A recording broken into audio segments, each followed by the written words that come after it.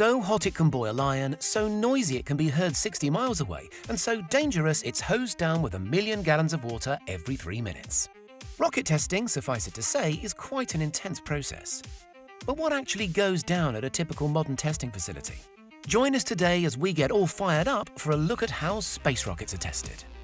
This month marks the 60th anniversary of Russian cosmonaut Yuri Alexeyevich Gagarin's pioneering first flight into space. So you'd be forgiven for thinking rocketry was pretty well understood by now. Well, there's actually still a very long way to go.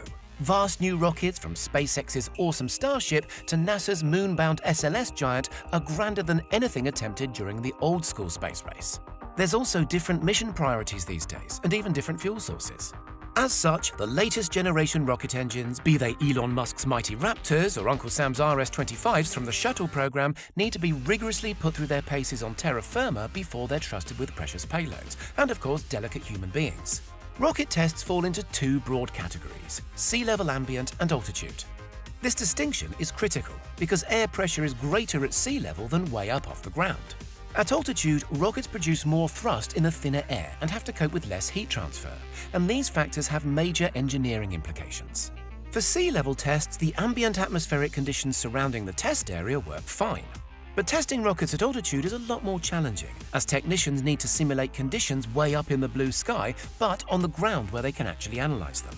For this, rockets are placed in a sealed chamber, where the pressure is sucked out with mechanical pumps to around 0.16 psa, roughly equivalent to the prevailing conditions 100,000 feet above sea level. This sealed environment obviously creates its own problems, so a process known as inerting is introduced, whereby gaseous nitrogen or helium is fed into the chamber to prevent explosive buildup of rocket exhaust matter. Whichever type of test, sea level or altitude, that ferocious exhaust needs to be directed somewhere, typically into a so-called flame bucket or trench. This funnels the heat and energy in a direction where it can't do any harm. The particular fuel source of the rocket is a big determinant in how the rocket is oriented during the test. Liquid rocket engines are typically fired in a vertical position, as gravity is all part of the fuel intake process. Solid rocket engines, alternatively, can be fired horizontally, which requires a smaller and cheaper flame trench. However, this comes with its own issues, not least noise, which we'll come to shortly. So where actually are these testing grounds? Most modern rocket testing facilities are situated in the southern United States in order to be near launch sites, which themselves are frequently close to the Earth's equator. Why are launch sites near the equator? The land around the equator moves at around 1,670 kilometers per hour, while halfway towards the poles the land only moves 1,180 kilometers per hour. This means launching from the equator helps spacecraft blast off already 500 kilometers per hour faster without additional input of energy. As such, SpaceX has a large rocket testing facility in McGregor, Texas, which is handy for the company's Boca Chica launch and assembly site. But today we'll mostly be focusing on NASA's John C. Stennis Space Center in Hancock County, Mississippi. This is where new SLS rockets are being tried out in preparation for the first Artemis launches later this year, part of an ambitious program to put the first woman and next man on the moon in the next 3 years. Stennis has a fine pedigree in this regard, as it was where rocketry for the first and second stages of the Saturn V lunar landing were tested back in the 1960s. The magnificent landmark A and B test stands are even registered as official National Historic Landmarks. From 1975 to 2009, Stennis also tested the main engines that powered 135 missions of the iconic NASA Space Shuttle. Indeed, those same RS-25 engines that powered the shuttle, with some choice upgrades naturally, will hopefully be sending the SLS to the moon soon. The facility is so integral to American space law, it's said by proud Stennis workers if you want to go to the moon, you first have to go through Hancock County, Mississippi. Stennis is indeed perfectly situated for rocket testing. It's isolated from major population centers on a 13,800-acre site surrounded by a 125,000-acre buffer zone. There's great access by road and 7.5 miles of specially dug canals, plenty of local water, a supportive local government, and a climate that suits testing, at least when hurricane season isn't in full swing. So what happens in the actual test?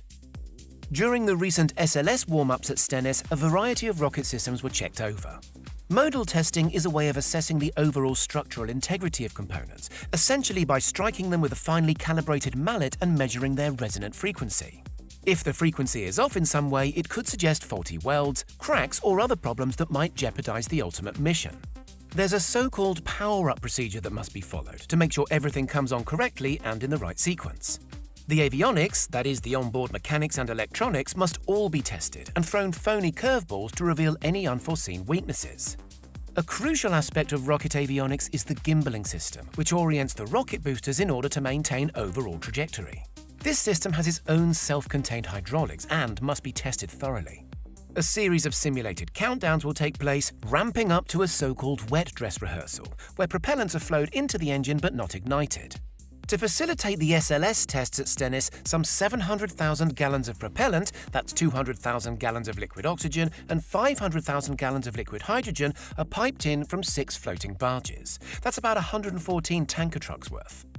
At the moment of ignition, when the rocket does finally fire, technicians need to keep an eye on some fairly hair-raising physical changes to the rocket. With temperatures ranging from -400 degrees Fahrenheit, thanks to that liquid fuel source, then rising to a few thousand degrees Fahrenheit while alight, the metal tank can grow and shrink by several inches. That infernal exhaust will then jet into the flame chute, requiring 2 separate suppression systems, both fed by a dedicated 66 million gallon reservoir. 240,000 gallons of water every minute gets pumped over the chute to cool the engine exhaust during testing. In addition to that, some 92,000 gallons of water a minute are sprayed through a separate nozzle system to suppress noise. This noise suppression isn't just to help the local property prices. It's to prevent all that acoustic energy disrupting the finely calibrated test equipment or affecting the material performance of the rocket itself. Those gigantic plumes of white smoke you see emanating from Stennis testing rigs are in fact steam from that colossal torrent of much-needed cool water. Stennis has its own high-pressure industrial water facility to manage this aspect of its operation, by the way, and a high-pressure gas facility of HPGF that helps pump gaseous nitrogen into the core stage during testing. This prevents outside air entering the testing zone during those all-important altitude tests. As well as the mechanical side, special software is also deployed during testing to control the avionics and simulate the different atmospheric conditions the rocket may find itself subject to. Software is believed to be the reason French rocket Ariane 5 suffered a disastrous mid-air mishap in June 1996, so there's a lot at stake here. All these processes working in concert should help run a test that produces, in the case of the SLS, 1.6 million pounds of thrust, or 2 million pounds at altitude, consuming, as it fires, some 2.6 million litres of propellants. Thrust is measured using the TMS, or Thrust Measurement System, which uses a series of load cells to calculate how much upward movement the thrust generates with fuel weight taken into account. Once rocket firing is complete, the real work begins. Some 1,400 sensors arrayed across the test site produce terabytes of data which technicians can pore over in order to make subtle refinements ahead of the big launch. The impact of rocket testing, in particular at Stennis, goes far beyond just firing payloads into space, by the way. The on-site Advanced Technology and Technology Transfer branch was founded by NASA to develop and share the knowledge acquired at Stennis in a way that enriches daily life for everybody, not least the Mississippi economy. In 2018 alone, it's reckoned the work at Stennis benefited the local economy to the tune of $583 million. In case you thought it was just a load of pyromaniacs out there in the deep south having a blast. What do you think? Is the ground testing of rockets every bit as exciting as the lunar missions themselves? Let us know in the comments, and don't forget to subscribe for more upwardly mobile tech content.